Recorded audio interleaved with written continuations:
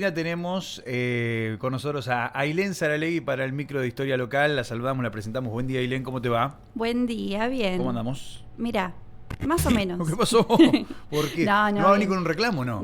A vos no. Ah, qué bueno. Esto es algo que me está pasando hace tiempo y yo no me estaba dando cuenta. ¿Qué pasó? ¿Qué pasa? Que claro, como sabes, vive el Vasco acá al lado tuyo. Sí, señor. Me espera con unos matecitos Qué generalmente, buen antes gesto. o después, divino. Ujú. Pero como quien no quiere la cosa, me suele decir, che, ¿esa canción la conoces? Esa canción, la del concurso, la dirías, porque tiene tu radio, obviamente. Muy bien, el Yo digo, vecino. sí, esta, no lo voy a decir ahora. Claro, Le digo, muy bien. bueno, y yo veo que va el celular. Y después, claro, me entero, participa todos los jueves en los concursos, ¿no te parecía extraño? Yo veo que los jueves pone y por ahí el miércoles no responde o no pone la canción. Ah, o sea que la sacás vos. Claro, y yo no me gano ningún premio nunca. Es verdad. Así que si se gana un premio, sabés que es para mí, no es para Mitad él. y mitad. Mirá Sí, vos. sí. Mirá el Vasco. No es que te pregunta, che, vamos a participar. No, así como quien quiere la cosa. Como Mirá vos. distraído. Qué bárbaro. Bueno, le mandamos un saludo grande. Bueno, si Al se gana el Vasco. premio, ya sabes. No se lo Perfecto. entregues directamente. Mitad y mitad no. Mitad y mitad no. Bueno, después de este reclamo, podríamos decir, ¿de qué vamos a hablar hoy o de qué vas a hablar hoy?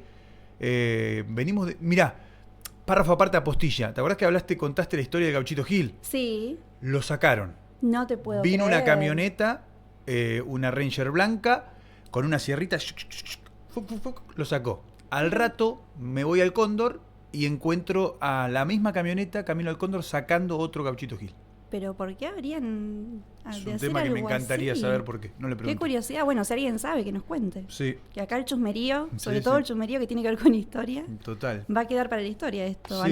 Anotate la fecha. El roba gauchito Lo Gil. vi, las dos veces lo vi estando al aire acá, cerca Sí. del mediodía.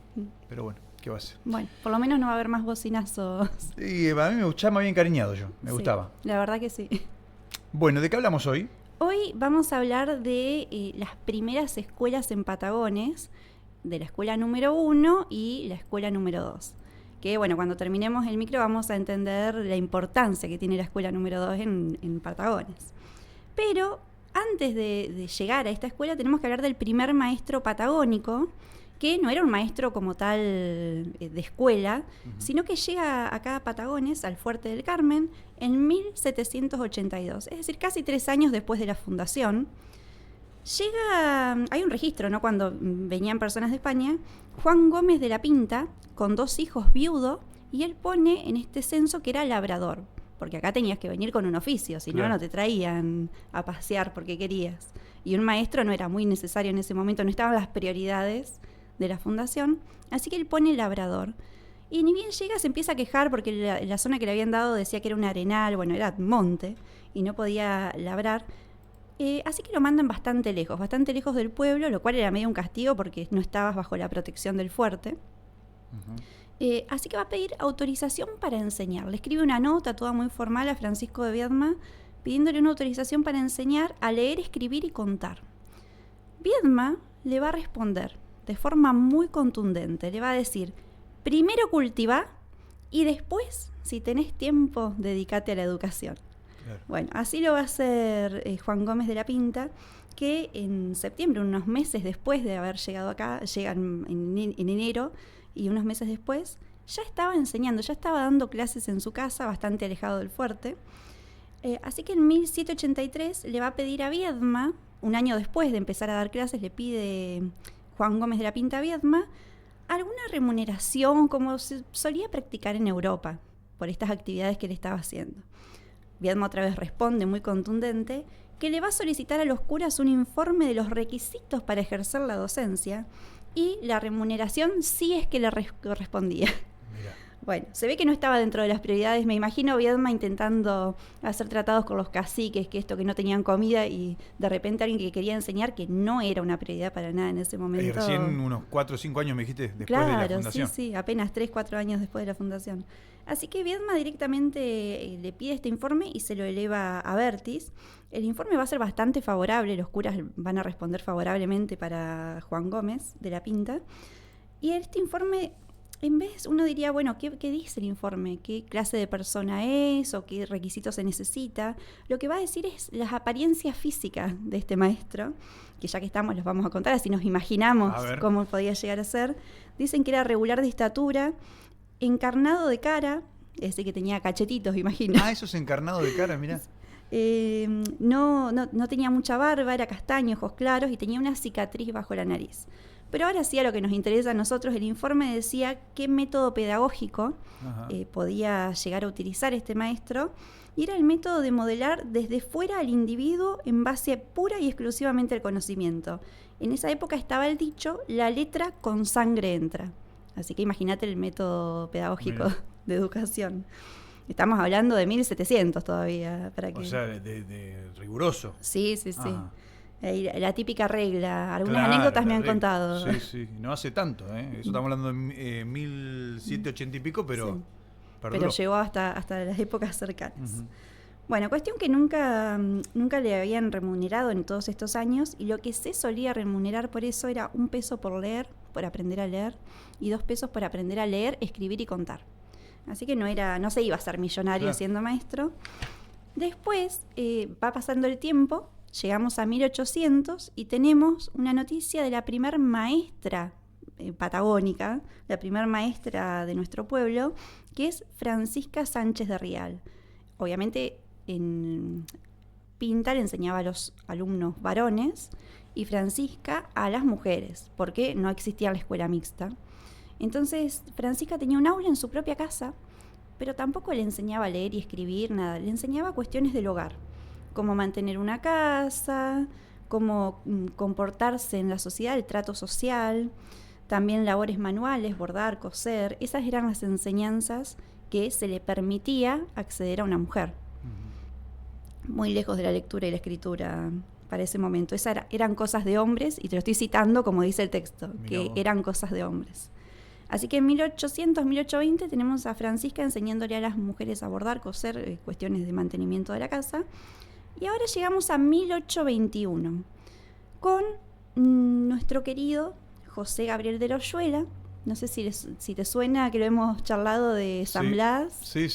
De la Casa de Elefantes Marinos, que Loyola es el que pone este impuesto a los barcos extranjeros por pescar en nuestros mares. Y gracias a eso se crea la primera ley de protección de recursos marítimos. Este Loyola, el que sentó en una misma mesa a Juana, que era esclava de origen africano, que estaba reclamando su libertad, que ya se la merecía, con su amo, y se la cedió en 2 meses de trámites. Este mismo Loyola es el que va a instalar la primer escuela de Patagones en el fuerte. Va a estar en una de las casitas dentro del fuerte. Pero ya con nombre de escuela. Sí, ya la escuela... No la habitación de una casa. No, la escuela primaria número 1. Ajá. ¿1821? 1821. Esta escuela va a aplicar el sistema lancasteriano. ¿Por qué aplica este sistema? Porque solo necesitabas de un maestro o una persona que sepa leer, escribir y hacer cuentas, matemáticas, y buscaba a chicos por ahí más grandecitos o que supieran un poquito. Entonces el maestro le enseñaba a estos chicos que sabían algo, y estos chicos les podían a su vez enseñar a los niños pobres. Lo cita así también el sistema, ¿no? Así que era como un sistema piramidal en donde había un maestro que formaba a otros maestros que le enseñaban a los niños de Patagones. Se hace un acto, van todos los vecinos, obviamente, cuando se quiere fundar la escuela.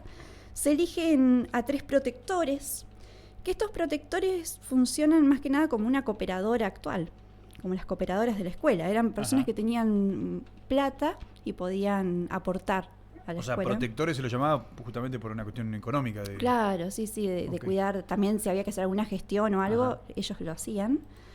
Y el primer director de la escuela fue Fermín Cernadas. Tenía 35 varones, esta escuela, obviamente de varones solamente. Y los muebles los donó el Cabildo de Buenos Aires. Estamos hablando de justo un año de crisis en donde había gobernadores, no había un presidente como tal. Estaba el gobernador Rodríguez y el ministro de Gobierno Rivadavia. Y el Cabildo de Buenos Aires va a donar todos los libros, los materiales de escuela.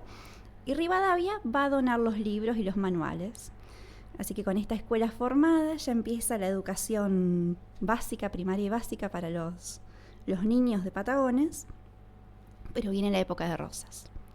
Viene la época de Rosas en donde suprimen gastos de escuelas, es decir, que le cortan el financiamiento a todas las escuelas. Y si siguen funcionando es porque que los padres van a cooperar económicamente, dura muy poco, la tienen que cerrar. Ah, ¿se cierra? ¿Se Se llega a cierra, cerrar? sí, se Definitivo. cierra momentáneamente. ¿Y vos me hablaste de algún número de matrícula? ¿Me dijiste recién? ¿35 no? Sí, 35. Para si esos no me- primeros años. Sí, sí, sí. Ok. 35 varones. 35 varones. Después se cierra. Después se cierra. Ujú. Se cierra por poco tiempo porque en 1844, también durante el gobierno de Rosas, va a aparecer Mariano Zambonini. Creo que este nombre lo conocemos. Sí, me tengo que poner de pie por mi escuela. La escuela 14. actualmente número 14, Mariano Zambonini. Bueno, se refiere a este Mariano Zambonini. Ahí lo tenemos en la imagen, don Mariano Zambonini, maestro de la escuela número 1, dice. Sí, desde el año 1844 a 1868. Va a estar 24 años como maestro de la escuela. Tremendo. Y él llega, yo te dije, durante el gobierno de Rosas recortan a todos los maestros, pero en un momento proponen ciertos requisitos para volver a hacer funcionar las escuelas y Mariano Zambonini los cumplía todos. Te los leo. Ujú. Había que acreditar moralidad, acreditar capacidad, sobre todo acreditar fe católica. Ah, Esto es antes de la ley, Sí. bueno, enseñaban justamente religión también en las escuelas. Había que tener adhesión a la causa federal. Recuerden, federal, los que usaban rojo punzó, que también era un requisito. Tenías que usar sí o sí, sí o sí. algo, una divisa de rojo punzó, llevando adelante esta cuestión política de federales versus unitarios. Bueno, defendían la causa federal. Y fue maestro, como te decía, durante 24 años, cobrando apenas una pequeña subvención municipal que hoy en día se traduciría a 150.000 pesos, más o menos, Eso por mes cobraba. por mes. Hoy en día yo creo que él vino con su familia. Creo que ¿Se absolutamente... ¿Sabe de dónde? ¿De dónde? ¿De Buenos Aires? De Buenos Aires. Yo creo que hoy en día con 150.000 pesos No vive. mantener una familia por un mes es imposible. En ese momento lo era. Obviamente que capaz que cobraba unos pocos pesos. Yo te lo traduzco a plata de hoy. Sí. Y había un derecho a cobrar cuotas de los maestros en esa época. Es decir, que el gobierno te pagaba muy poquito. Y vos tenías derecho a cobrarle cuota a tus alumnos.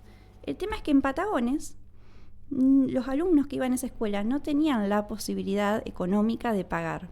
Y a Mariano Zambonini no le importaba, le daba clases iguales. Por eso se reunieron todos los vecinos y pidieron que se le otorgue raciones de carne para él y para su familia, para poder alimentarlos. Ujú. Así que imagínate el sacrificio que hizo Mariano Zambonini durante estos 20 y pico años, dando clases, apenas cobrando realmente la vocación que hay que tener. Totalmente. Que bueno, que es hoy en día se sabe que sí, una lucha el tema de los sueldos y los docentes y la educación. Bueno, viene desde hace 200 años atrás. Y esta escuela estaba ubicada en la calle Roca, en Roca y Villegas más o menos. Roca Villegas. La esquina de Castillo Landalde es Villegas, no. Sí, esa calle. Obviamente que no había nada No, de todo no eso hasta había. ahora, ¿no? Sería la cuadra del actual 501, Claro, pero de la otra esquina. exacto. Bueno, ya tenemos la ubicación de esta escuela que había iniciado. Y aparece en 1856, unos años después, aparece la primera escuela de niñas que se llama Escuela número 2, que es la actual, digamos, es el origen de la actual escuela número 2 que tenemos. Pero fue para niñas en principio. Para solamente. niñas. El Estado no contemplaba la educación de mujeres, entonces estaba a cargo de la sociedad benéfica. La escuela número 1 estaba a cargo del Estado, la escuela número 2 estaba a cargo de la sociedad benéfica. Tenía para esa fecha, para 1860 más o menos, tenía una matrícula de 90 alumnas. Y la escuela número 1, para esa misma fecha, tenía una matrícula de 125 alumnos. Ajá. Así que O sea que había una necesidad de las niñas de estudiar. lógicamente. totalmente, sí, sí. Ya en esa época se enseñaba a leer y escribir, pero seguían formando parte de la currícula aprender a bordar, aprender a coser, Ajá. y las costumbres, bueno, las misas. Se estudiaba también las distintas cuestiones religiosas a lo largo del año. Hasta que en 1884 llega la famosa ley 1420 de educación obligatoria, gratuita, laica, para niños y niñas hasta los 14 años. Ahí la escuela pública va a dejar de enseñar religión, Ujú. recién a partir de esa ley. Así que si querés hacemos un recuento de todos los lugares y las escuelas que tuvimos y te voy a contar qué qué compone actualmente la escuela número 2 y dónde quedó esta escuela número 1 que ya no existe. Claro. Tenemos 1821, la escuela primaria número 1 en el Fuerte. En el Fuerte. Tenemos en 1844 la ubicación de esta escuela, que es en la calle Roca. Roca Villegas. Roca y Villegas. En 1856 aparece la escuela de niñas, la escuela número 2, también en la calle Roca, en esa calle. No Olivera, derecho. No, es... eso es mucho después. Claro, eso es mucho después. Están las dos en esa calle. La escuela número 1, Roca 53, y la escuela número 2, Roca 55. Okay. Esas eran las direcciones. En 1907, es decir, pasando el siglo, recién aparece la escuela complementaria, porque antes la escuela era hasta el 4º grado. La escuela complementaria llegaba hasta 6º. Tenemos una noticia en el diario La Nueva Era. En 1909 se refunden la escuela número 1 y la escuela número 2 como la primera escuela mixta de Patagones. Y pasa a ser escuela número 2. La que conocemos hoy como la número 2. No todavía. Porque van a pasar 30 años, en 1931 se inauguran 2 edificios nuevos, que ese sí ya es el que conocemos, el viejo edificio de la escuela número 2, en donde va a funcionar la escuela 2 y el edificio de la escuela actual número 8. Sí. Bueno, ahí suponemos que se iba a inaugurar la escuela número 1. Pero pasan unos meses y en octubre se vuelven a refundir. Así que la actual escuela número 2, que funcionaba en el edificio de la calle, díganme si los mareo, de la calle de la iglesia, contenía a esta primera escuela que funda Oyuela en 1821. Después se muda a la zona del Bañado, la escuela número 2. Pero bueno, podemos decir que es la escuela más antigua que tenemos en el partido de Patagones, que se remonta a 1821. Hay más escuelas. Sí. Lo de las escuelas es como un Tetris, porque se refundan, se cierran, se abren. Pero básicamente la escuela número 1 es la que fundó Oyuela. La escuela número 2 era la de niñas, que después se hizo mixta. Sí. La escuela número 3 en Laguna Grande, que hoy en día lleva otro número. ¿Y cuál? La escuela 3, hoy acá en el edificio nacional. No, la vieja escuela 3 era la de Laguna Grande, después se cierra. Se cierra. La escuela número 4 estaba en la calle 7 de Marzo y tenía solamente 1er grado. Mira. Y la escuela número 5 en el barrio El Bañado. Wow. De esas escuelas no quedó nada. Solo la 2. La 2 solamente. Porque la 1 tampoco, que fue la primera. Claro, se incorporó a la 2, pero se unieron. El nombre no quedó. Mirá vos, porque después tenemos ya un poco más acá, bastante más acá en el tiempo, imagino, la escuela, la 8, que vos decís, este edificio acá, calle San Martín, la escuela 11, la 21, la 14, que lleva nombre justamente de Mariano Zambonín. Sí, totalmente. Pero bueno, sí, los 2 edificios más antiguos son el que funciona hoy la técnica en la cuadra de la iglesia y la escuela número 8. Así que esta es la historia de las primeras escuelas de Patagones. Podemos seguir porque, como te digo, es un Tetris y se van fundando, refundando. Y sobre todo hacia lo que es el partido, las distintas localidades. Totalmente. Me encantó, Ailén. Bueno, nos vamos a reencontrar el próximo jueves, seguramente, con un poquito más. Sí. Hasta el próximo jueves. Estoy preparando varios temas interesantes, algunos que hay que investigar. Sí. El otro día, paseando el domingo, paseando por el río, me pregunté, viste que tanto se habla de las defensas, del malecón, ¿cuál es la historia de este lugar? Así que lo estoy investigando porque no está escrita. Sí. ¿La historia del malecón? Sí. Bueno, no sé si tendrá algo que narrar. Bastante interesante, te digo. Sí, buenísimo. Nos reencontramos la semana que viene. Hasta la semana que viene. Estás escuchando Señales de Humo por Radio Señales 100.7. ¿Estás buscando ahorrar dinero en tus compras?